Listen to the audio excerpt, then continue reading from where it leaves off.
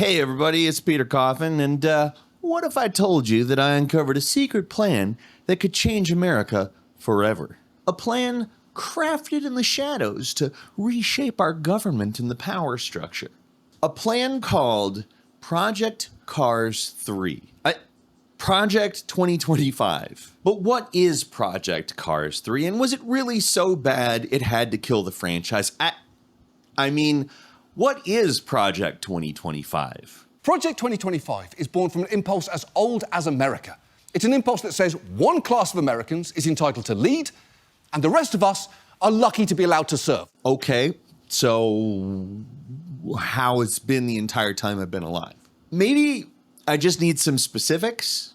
Designated Explain Man John Oliver? Can you give me some specifics, like what the plan is? Trump plans to require local law enforcement agencies to use measures like stop and frisk, cut funding for any school that has a vaccine or mask mandate, and impose a universal tariff of at least 10% on all imports. Okay, those are specifics, and I don't really like those things.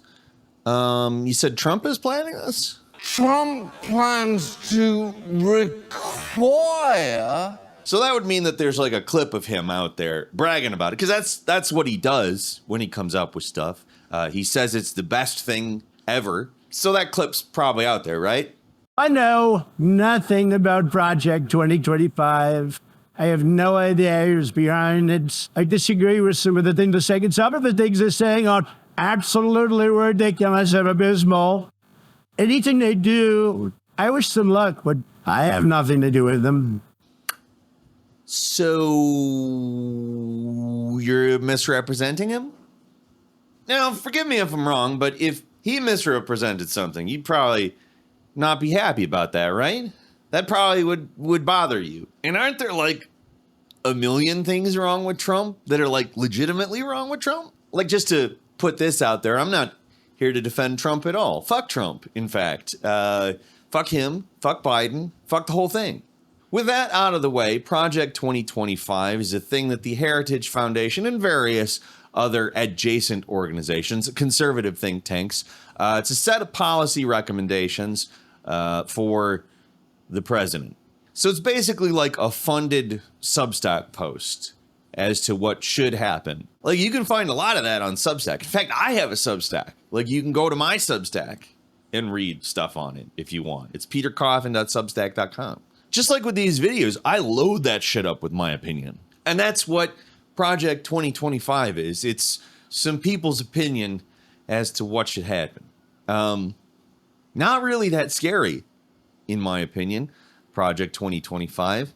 And not really that big of a deal either. Like, everybody is allowed to say what they think should happen, if indeed that's what they want to do, including billionaires that fund billionaire protecting think tanks. But I mean, if you've got this far, you probably understand that there's more to it than that, right? Like, it's never just what they say it is. But it's also not usually what everybody simply melting down on Twitter is saying it is.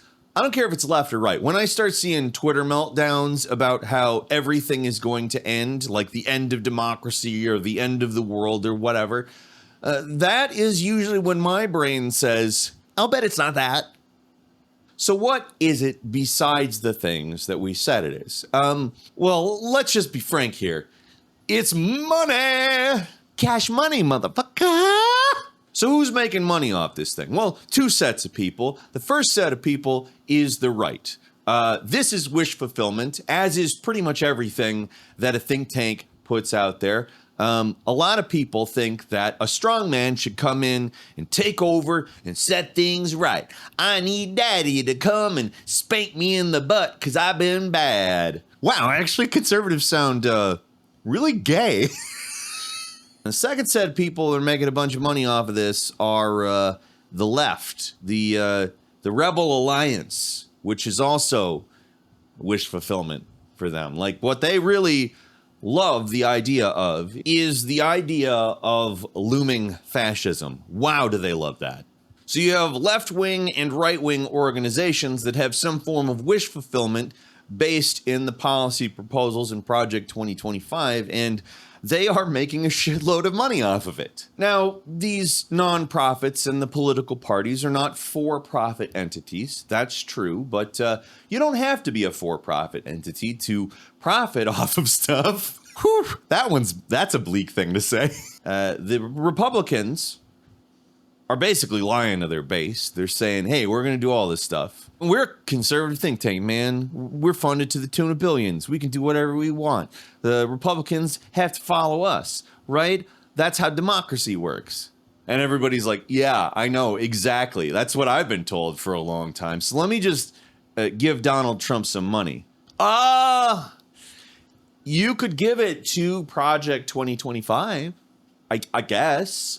Wouldn't it be better for Donald Trump's election, though, to put that money towards his election? No, dark money. Dark money's better than that, because there's limits on the spending and the where that money ends up, and there's rules and stuff. If you just give the money to us, we can use it for whatever we want, which means our tactics can be way dirtier in terms of going after the communist Biden. You know that guy? Big old commie king man, here to transition your kids over to the other gender, or maybe even one you never even heard of. That guy. Oh shit, I better give my money to the Heritage Foundation. But let's say you're not the right. Let's say you're the opposite of the right. Let's say you're the left. Everyone who wants the Democrats to win, whether it's the Democrats, nonprofits, or Joe Biden, they are all fundraising like crazy off of this. It's almost like it's kind of like the last hurrah in terms of Trump fundraising, because let me just go ahead and tell you this. Donald Trump's going to win the election. It's that simple. Like, Biden sucks ass. They're not going to swap him out. He's going to lose, like, hard. One of the things I keep saying about why they aren't going to take Biden out of the race is that the Democrats have never had a better 4 years, ever, than the Trump years. They've never been less accountable, and they've never raised more money. Now, theoretically, during the election is probably the best time for that, though. That is when the urgency is there. Now, that doesn't mean that after Trump wins, it's not going to be fundraising heaven. You got the midterms, and then you got the next presidential election, which Donald Trump will not be eligible for. I know that everybody thinks that this thing is just going to, like, allow him to stay in forever, but that's not true. That's not how anything works. They're not going to change anything fundamental at all. Like that presidential immunity thing that everybody flipped out about the other week. It's precedent not to prosecute the sitting president. That's not new. They formalized that, but that's literally how it's been forever. And to be frank, that's a lot of what Project 2025 is. It's a bunch of things that, frankly, they're already doing, but they would be formalized. Maybe. I don't even know if they actually would formalize them. I feel like a lot of it is just hypothetical Donald Trump being mean. Like the specifics I showed John Oliver talking about. Those are actual specifics and things that wouldn't be good. But also, none of those things are fundamental or irreversible. With a lot of people out there, I'm spending a lot of time being like, you got to be less invested in this presidential election, guy. Like Mark Hamill, you need to calm down. Like, this is not good for somebody of your age. Mark's heart rate has just got to be through the roof. I don't want to know his blood pressure. He's on talking about Project 2025 all the friggin' time,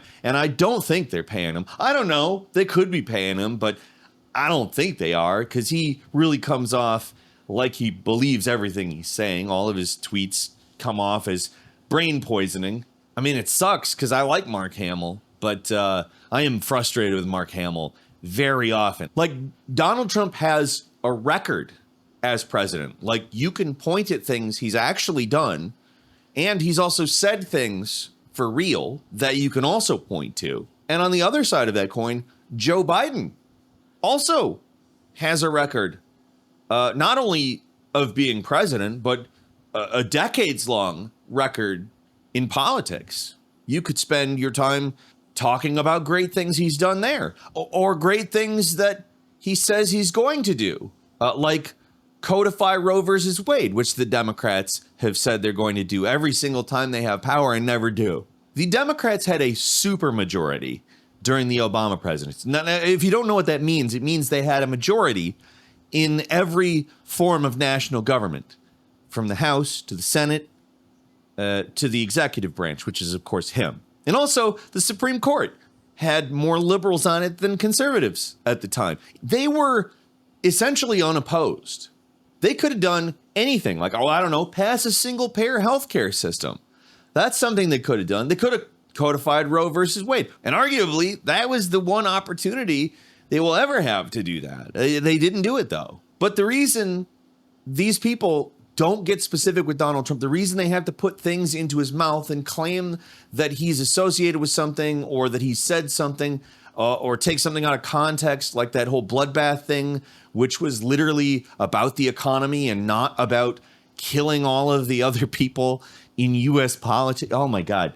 They have to do that stuff because if they have rational, substantive conversations about the actual nitty-gritty of the Republicans versus the Democrats, well, both sides are bad, let's just say. There's not really a big difference between these two parties and their legislative records. There is difference in their rhetoric, but I can tell you that we haven't changed course as a country as long as I've been alive. And in a few days, I turned 40, so that's 4 decades. Also, let me just say this. I look great for 40. I'm probably in the best shape of my life. I tried out my costume for the upcoming documentary. And guess what? I look good in it. Look at that shit. They did not make those pants for people with big dicks. I'm going to drop some information about that documentary soon. But what I'm telling you with this video today is actually pretty similar to what I'm going to say in that documentary. And it's probably a little predictable in terms of where I'm going to land, but that doesn't make it less important to say. The left and the right are both bullshit, and we gotta really just stop with that. Like, that is a line between supposed ideals, and ideals can be bent to mean anything. If a ruling class takes an ideal and applies it where they want it, somebody might have good intentions, but it doesn't matter. If their energy is applied in the right place at the right time, or arguably in the wrong place at the wrong time, it supports the ruling class. And that's why the line that matters is class. Whether you own or do not own the means of production. That is where power comes from in a capitalist economy. You need to integrate into your community. You need to build relationships, and you need to build organizational infrastructure that can be utilized to actually do something. We, the people, the subordinate class, have not managed to do that yet. So every hypothetical thing you can ask, how do we fix everything? It doesn't mean shit because we haven't gotten past level 1. The contemporary communist parties have not gotten us past level 1. The political fandoms online proclaiming communism have not gotten us past level 1. CPI has not gotten us past level 1. We're trying exclusively to get past level 1. That's our goal, but we haven't accomplished that yet either. And that's why that should be the goal, getting past level 1. We shouldn't even be thinking about, what's the best form of communism to have? It doesn't fucking matter. I don't believe in communism as an end game. I don't. I believe in it as a process of resolving class contradictions and improving people's lives through that. That is what communism is to me. And if you're that kind of a person, then you're the same kind of communist I am. I sound very apolitical. I sound very jaded. I probably sound more against the left than I do against the right. That doesn't mean the right is correct about anything we should or shouldn't be doing. It means that the left is more in the way because people regard them as correct, as progressive, as the way forward. And neither of these ways are the way forward. They're the way to continue circling around the drain. And let me tell you this, it's not a loop. It's a spiral. We have cycled through imperialist crises repeatedly over the last 100 years. But it won't do that forever. It can't do that forever. Eventually, the contradictions will become impossible to paper over by killing a bunch of people in a war or reducing energy consumption or whatever. Eventually, that won't work either. We need to work on that, level 1. That's all I've got for you today. But what do you have for me? You know, there's buttons down here. Slurp all over them. Leave me a comment. Tell me about what you're going to do in your community this weekend. Tell me. I'm interested. Also, become a subscriber. And don't forget to money me at patreon.com/PeterCoffin. All right? My documentaries are up here. My short form videos are over here. I think you would benefit from watching them. I don't think I'm full of shit. I think I'm actually pretty smart. I do hope you have a good day, and I will talk to you next time. Bye-bye.